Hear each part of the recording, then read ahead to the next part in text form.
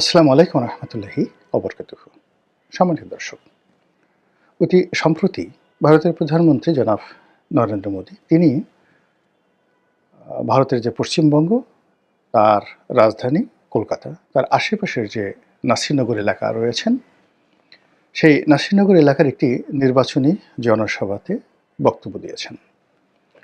এবং সেই বক্তব্যে তিনি যেভাবে বাঙালির বিরুদ্ধে, বাংলা ভাষার বিরুদ্ধে এবং বাংলা দেশের বিরুদ্ধে বিষোদ্গার করেছেন, আপাত দৃষ্টিতে এটি তৃণমূল কংগ্রেস বা মমতা ব্যানার্জির বিরুদ্ধে তার যে একটি রাজনৈতিক স্ট্যান্ড সেটা মনে হলেও একটি স্বাধীন সার্বভৌম দেশ হিসাবে ভারতের যে কেন্দ্রীয় সরকার, সেই কেন্দ্রীয় সরকারের মনোভাব বাংলাদেশের ব্যাপারে কতটা জঘন্য, কতটা ধ্বংসাত্মক এবং কতটা নির্মম এবং নিষ্ঠুর, সেটি তার সেই বক্তব্যে ফুটে উঠেছে।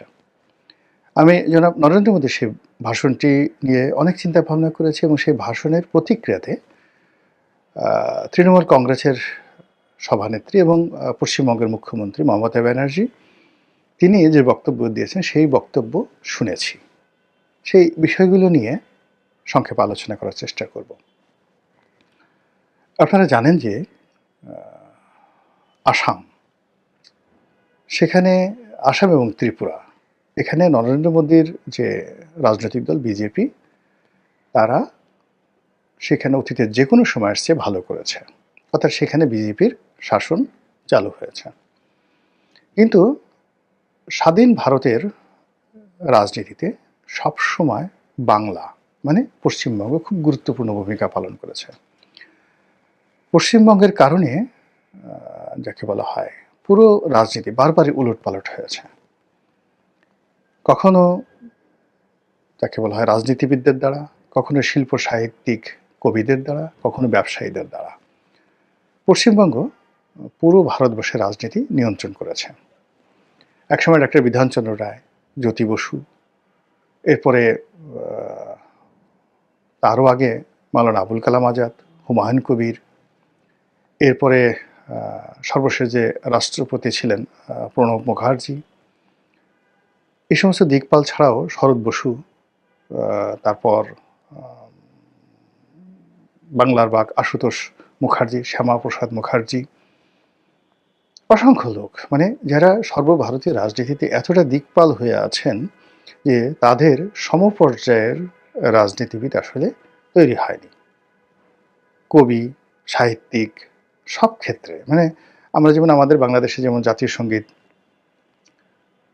রবীন্দ্রনাথের, ভারতের জাতীয় সঙ্গীত তো রবীন্দ্রনাথের, বাড়ি কোথায়? এই কলকাতাতে। আবার তিনি বিয়ে করেছেন কোথায়? যশোরে, আমাদের এই জায়গাতে।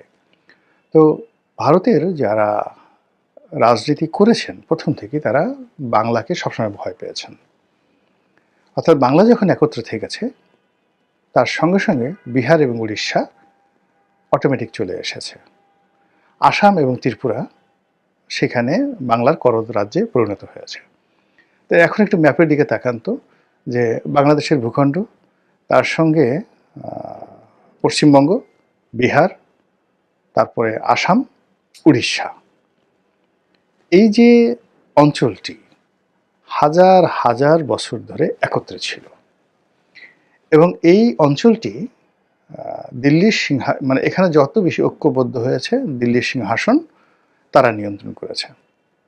সেটা পালদের আমল বলেন, সেনদের আমল বলেন, শশাঙ্কের জমানা বলেন, হর্ষবর্ধনের জমানা বলেন, সব সময়টাতে এমনকি বাংলা, বিহার, উড়িষ্যা সেই মুর্শিদ কুলি খান থেকে নবাব সিরাজউদ্দৌলা পর্যন্ত এই পুরো সময়টি বাংলা থেকে দিল্লি নিয়ন্ত্রিত হয়েছে। এমনকি ভারতে ইংরেজ শাসনের যে বুনিয়াদ কোত্থেকে হয়েছে? এই বাংলা থেকে। তারাই বাংলা, বিহার, উড়িষ্যা নবাবকে পরাজিত করে এই প্রথম কলকাতাতে তাদের রাজধানী স্থাপন করেছে এবং একেবারে শেষ 1905 সন বা 11 সনের দিকে সেই তারা বঙ্গভঙ্গ করতে বাধ্য হয়েছে। এর কারণ হলো তারা দেখলো যে এই বাংলাই তাদের যাকে বলা হয় মানে পতনের মূল কারণ।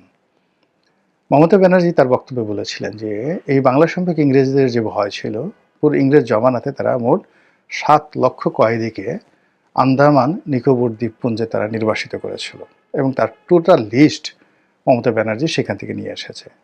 ভারতবর্ষের অন্য কোনো জায়গা থেকে এর কাছাকাছি মানে যত লোক আন্দামান নিকোবর দ্বীপপুঞ্জে নির্বাসিত হয়েছিলেন তার 90% বাংলার আর 10% মাত্র পাঞ্জাবের।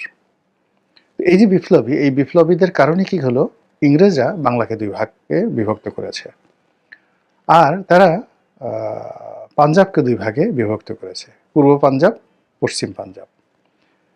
পাকিস্তানে যেমন একটা পাঞ্জাব আছে, আবার ভারতের একটা পাঞ্জাব আছে। ফলে এই দুটো পাঞ্জাব যখন একত্র থেকেছে তখন তারাও দিল্লিকে ডমিনেট করেছে, কিন্তু বাংলার মতো এতটা করতে পারেনি কখনো। এই জন্য সেই আকবরের জমানাতে, তার আগে সুলতানি জমানাতে, মানে সেই কুতুবুদ্দিন আইবেক থেকে শুরু করে মুঘলদের আসার পূর্ব পর্যন্ত যে জমানাটা, সেই প্রায় 400 বছর, এদিকে সুলতানি জমানা বলা হয়।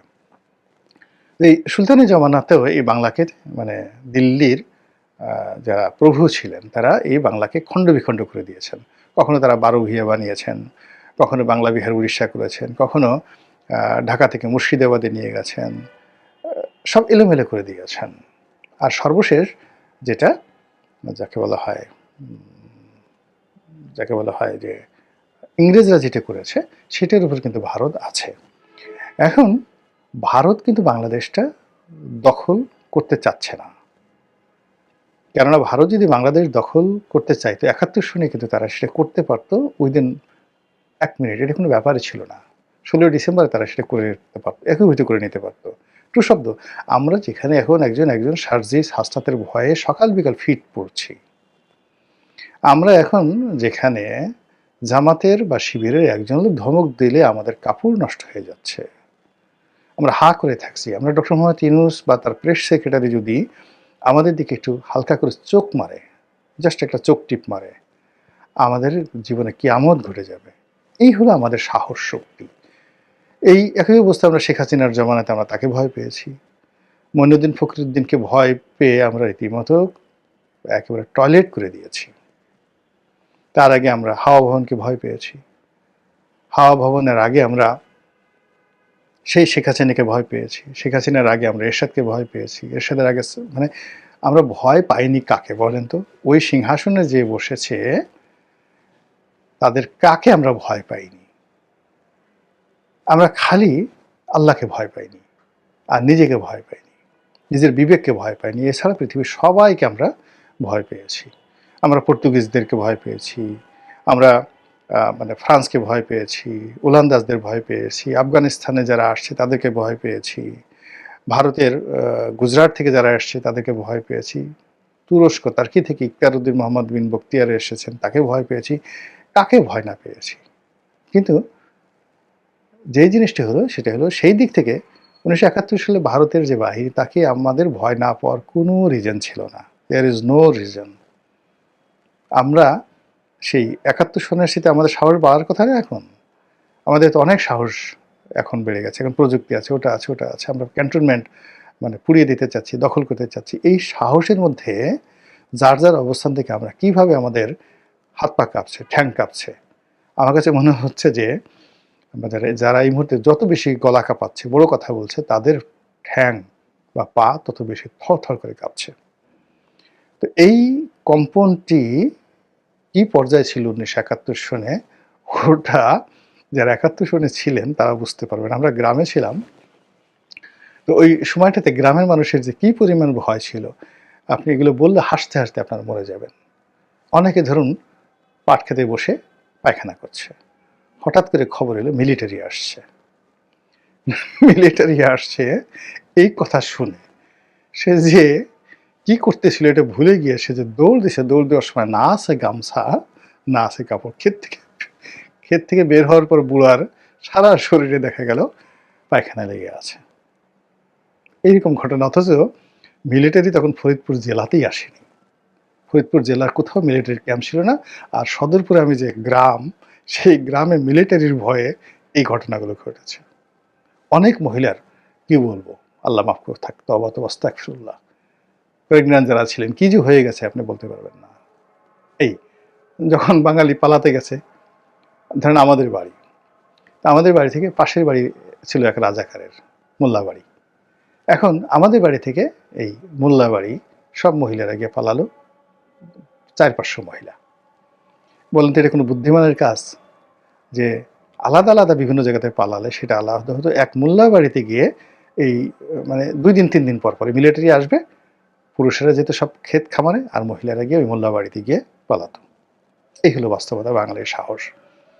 তো সেই সাহসটি 71 সনে যদি এই অবস্থা থাকে, আর এখন যদি এই অবস্থা থাকে, তাহলে বোঝার চেষ্টা করুন যে 71 সনে দিল্লি যদি চাইতো কি করতে পারতো, কিন্তু কেন করেনি? করেনি এই কারণে যে এই বাংলা, বিহার, উড়িষ্যার আবার এক হয়ে যাবে এবং এক হয়ে দিল্লি দখল করে ফেলবে, রাজনৈতিকভাবে দিল্লি দখল করে ফেলবে।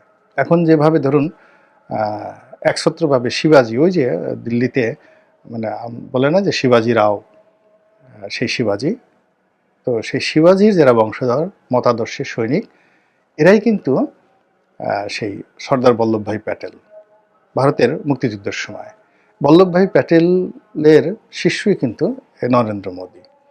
মানে এই গুজরাট কেন্দ্রিক যে আধিপত্য, এই আমরা 47 সন থেকে দেখেছি, এর আগ পর্যন্ত পুরোটাই ছিল কিন্তু কলকাতা কেন্দ্রিক। পুরো সময়টা হাজার হাজার বছর ধরে কলকাতা কেন্দ্রিক ছিল। আর এর বাইরে দিল্লিতে যারা দেখতেন তারা ওই বিদেশ থেকে আসতেন, আর তারা মানে আশেপাশে যে মধ্যপ্রদেশ আছে, উত্তরপ্রদেশ, মধ্যপ্রদেশ এবং এই যে রাজস্থান, সেই রাজস্থানের যারা রাজপুরুষ রাজনীতিবিদ তাদেরকে নিজেদের কবজায় রাখতেন। এর বাইরে কোনো রাজনীতি ছিল না, সেখানে কোনো রাজনীতি ছিল না। বাংলা সবসময় স্বাধীন, এখান থেকে টাকা যেত, এখানে তাদের বারবার যুদ্ধ করতে হতো। তো 71 সনে তাদের যে ভয় ছিল যে বাংলা যে কোনো সময় ঐক্যবদ্ধ হয়ে দিল্লি দখল করতে পারে, এবং সেই ভয়টি এই জমানাতে এসে মারাত্মক আকার ধারণ করেছে। এর কারণ হলো পশ্চিমবঙ্গে মমতা ব্যানার্জি যে শক্তি, তার যে জনপ্রিয়তা, তার যে সাহস, গত 100 বছরে পশ্চিমবঙ্গে কোনো রাজনীতিবিদ এতটা বাঙালিকে সিমেন্টেড করতে পারেনি।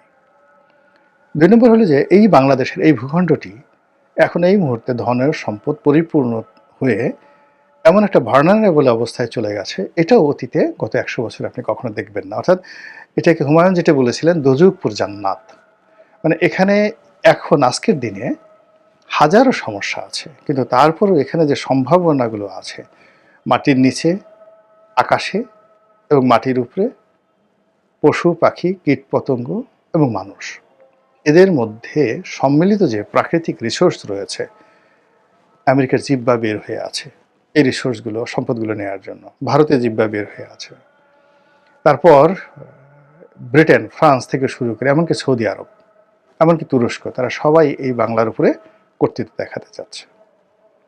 তো সেই অবস্থাতে যদি এই যে আমাদের বাংলাদেশে যারা এখন 7 সিস্টার্স দখল করতে হুমকি দিচ্ছেন, এটা আপনার কাছে যত হাস্যকর মনে হতে পারে, নরেন্দ্র মোদীর কাছে এটা হাস্যকর নয়। তিনি এটা খুব সিরিয়াসলি নিয়েছেন।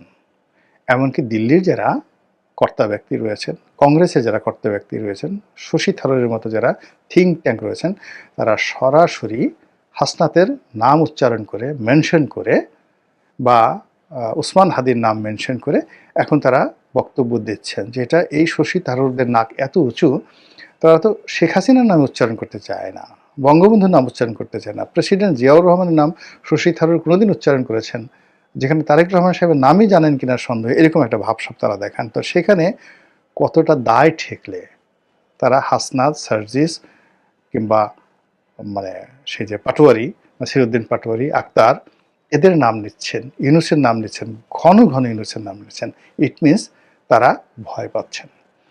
এবং সেই ভয়টাকে জয় করার জন্য বিজেপি এখন আসামের মতো, বিহার না ঠিক আসামের মতো, ত্রিপুরার মতো তারা সেখানে মমতা ব্যানার্জিকে পরাজিত করে বিজেপির শাসন প্রতিষ্ঠা করতে চাচ্ছেন এবং লোভ দেখাচ্ছেন যে আমাদেরকে বিজয়ী করো, দিল্লিতে আমরা যেভাবে কেন্দ্রীয় শাসন চালাচ্ছি তোমাদের এখানে যদি চালাতে পারি তাহলে তোমাদের উন্নয়ন ত্রিপুরার মতো হবে, আসামের মতো হবে। দেখো গত অল্প দিনের মধ্যে সেখানে কিভাবে পাল্টে দিয়েছে, এবং এখন পুরো পশ্চিমবঙ্গ রিফিউজি ক্যাম্পে পরিণত হয়েছে। বাংলাদেশ থেকে লোকজন আসছে এবং রিফিউজিরা সব কিছু নিয়ন্ত্রণ করছে, এবং আগামী দিনে এই রিফিউজিরাই পশ্চিমবঙ্গ দখল করে ফেলবে।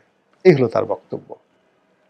তাহলে বোঝার চেষ্টা করুন যে বাংলা নিয়ে তাদের অ্যালার্জিটা কোন পর্যায়ে, এবং সেই অ্যালার্জি থেকে, ভয় থেকে, আতঙ্ক থেকে তারা যদি বড় কোনো দুর্ঘটনা ঘটায়, এবং যেটি এখন বলা হচ্ছে যে তারা ৭১-এর মতো আবার অ্যাকশনে যাবে, তারা আবার সার্জিক্যাল স্ট্রাইক চালাবে, তারা আবার সেই যে আমাদের সীমান্তে সৈন্য সমাবেশ আলটিমেটলি তারা করেছে, সামরিক শক্তি বৃদ্ধি করেছে, টহল বৃদ্ধি করেছে, এবং দেখলাম যে অনেক জায়গাতে তারা টহল বৃদ্ধি করেছে যেন অনুপ্রবেশ না ঘটে বাংলাদেশ থেকে। তো এই জিনিসগুলো, লক্ষণগুলো কি আপনার কাছে স্বাভাবিক মনে হচ্ছে? স্বাভাবিকভাবে মনে হচ্ছে না। এমনকি মমতা ব্যানার্জি তিনি যে প্রতিক্রিয়া দেখাচ্ছেন, এটাও আমার কাছে স্বাভাবিক মনে হচ্ছে না। মহান আল্লাহ আমাদের সবাইকে হেদায়েত দান করুন এবং হেফাজত করুন। আসসালামু আলাইকুম ওয়া রাহমাতুল্লাহি ওয়া বারাকাতুহু।